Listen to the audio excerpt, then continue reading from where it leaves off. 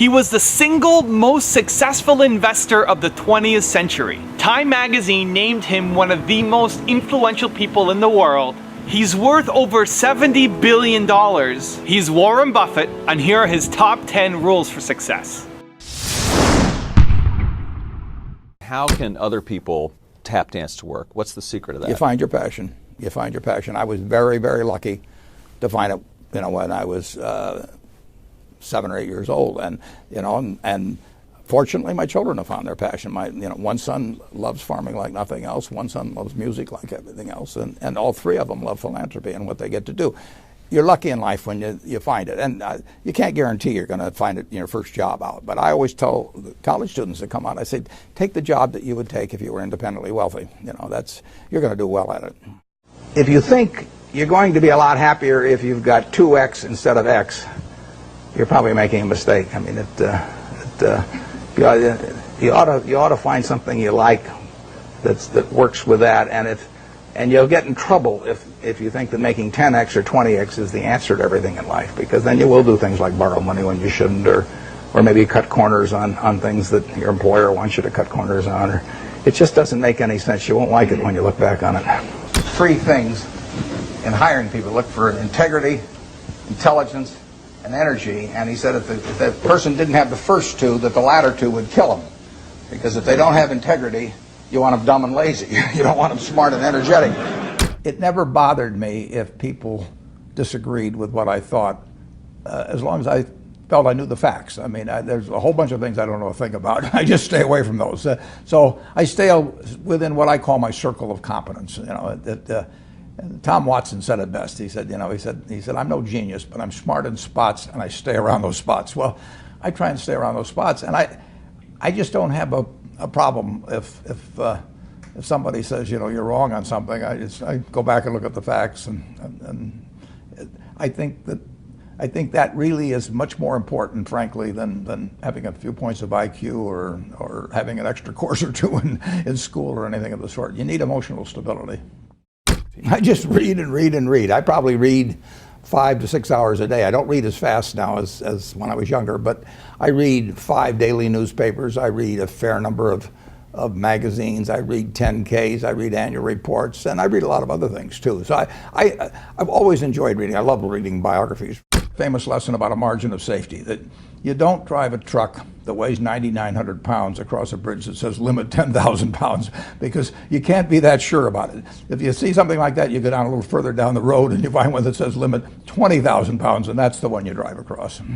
The nature of capitalism is that people want to come in and take your castle. It's perfectly understandable. I mean, if I'm selling television sets or something, there's going to be 10 other people that are going to try and sell a better television set. If I have a restaurant here in Omaha, people are going to try and copy my menu and give more parking and take my chef and so on. So capitalism's all about somebody coming and trying to take the castle. Now, what you need is a castle that has some durable competitive advantage, some castle that has a moat around it. And that moat, one of the best moats in many respects, is to be a low-cost producer. But sometimes the moat is just having more talent. I mean, if you're the heavyweight champion of the world and you keep knocking out people, you've got a competitive advantage as long as you can keep doing it.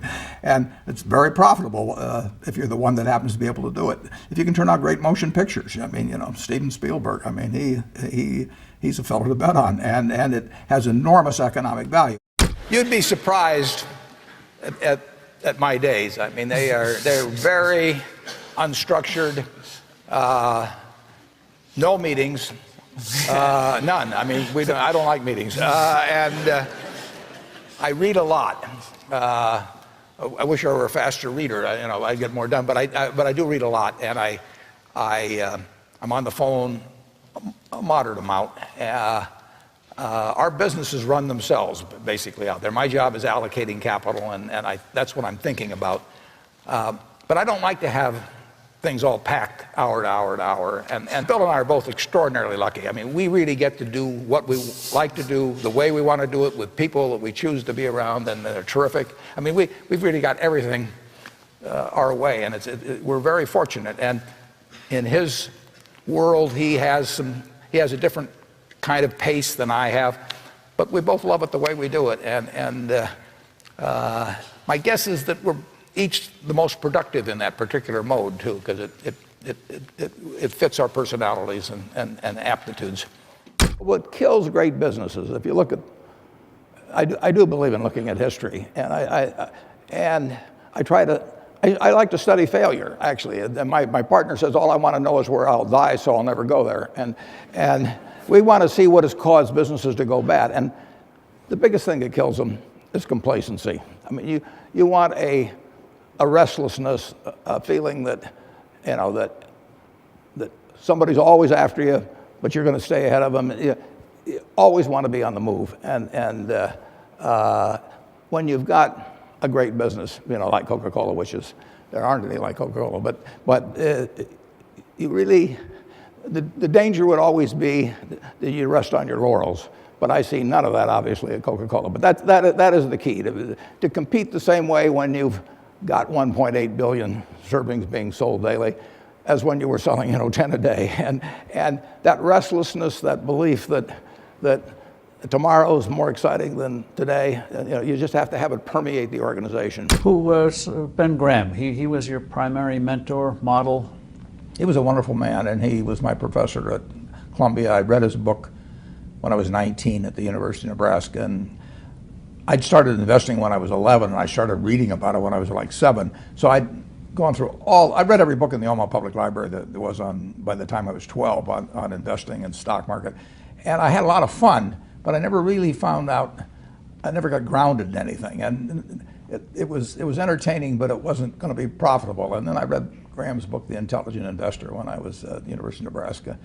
And that just opened the whole thing up to me. Yeah, and I named my oldest son is named Howard after my dad, Graham Buffett, and he was a marvelous man. Never expected anything from me in return. Ben Graham, in his low teens, looked around and he looked at the people he admired, and he said, I want to be admired, so why don't I just behave like them? And he found there was nothing impossible about behaving like them. And similarly, he did the same thing on the reverse side in terms of getting rid of those qualities. You have given a lot of fabulous advice, but what's the best advice that you've ever received?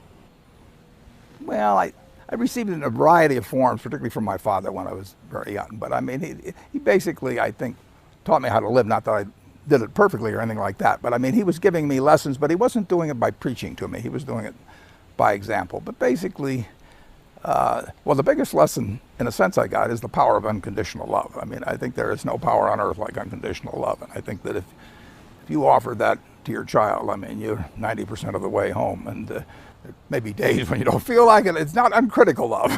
That's a different animal. But to know you always can come back, I mean, that is huge in life. That takes you a long, long way. And I would say that every parent out there that can extend that to their child at a very young age, it's going to make for a better human being. And you felt like you got that kind of unconditional love from your dad? I absolutely did, yeah.